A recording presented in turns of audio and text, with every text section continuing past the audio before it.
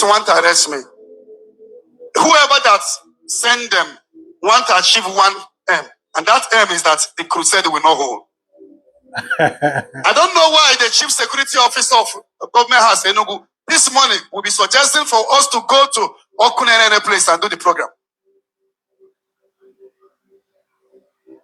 That we should not do it here.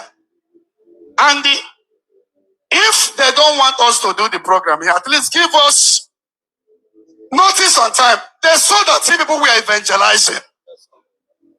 Governor may not know what is happening. Governor is not aware, but somebody is pressing button somewhere. Enugu branch of Zion, they have been telling me that they come to Enugu.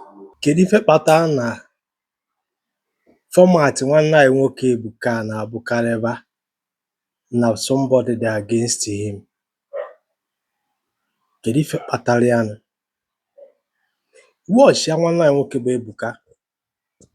That is go see move Kaleba na achia na target ministry ya. No nwere ndị achọrọ progress here. No nwere ndị achọrọ ka nke ọ na-eme gaa.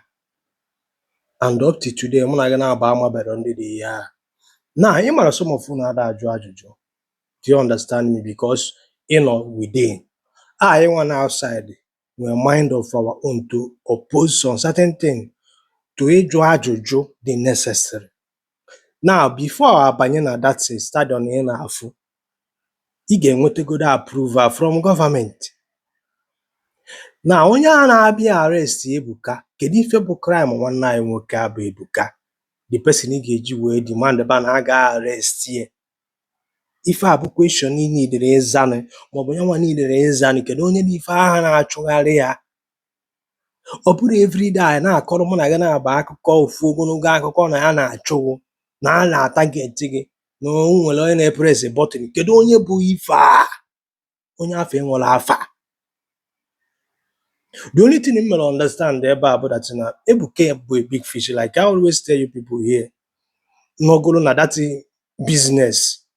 But they have business the far body of crisis. Also do go na the big fish. And if you be go see that the year in Christ. That's an if I forget me on a no game because you only be aka n'isi and onye afọ nọ n'Enugu. Amami otife nnekwu so ọ bịara iprove onye afọ bili aka n'isi wee sị ya gaba na ọ ga-adịrị ya na mma nekwu ife ọ ga-emenwu. Do you not get my point? So you put an ass na abụ na abịara ime arrest kedu onye dị ife aha na-press that button. Do you understand me? Like I said, ndị ahụ emere arrest today the other day ọ na-agba gị na fan ya eshia fryer ka hapụ ihe osu the crusade. Emechaa kịta na yala anụzi maka that one. Ọ bụrụ ife a niile bụ oglen format o ji move ịnọrọzi ya na-akọ the thing na-efe n'isi emegbu Ebuka nwanne anyị na onwe ka enemy na a na-achụgharị ya. O nwere onye na-achụgharị Ebuka. Somebody can be envious of you mana o nwere onye na-achụ Ebuka ihe ọbụla. Forget ife a na-akọ nge nwa aka na-eme eji religion wine ka na-efe n'isi o nwere onye na-achụgharị. Onwe na-achụgharị ọ suppose gị ime onye when do jide evidence anya kpọọ onye afa unu elu anyway some of you will not understand the game.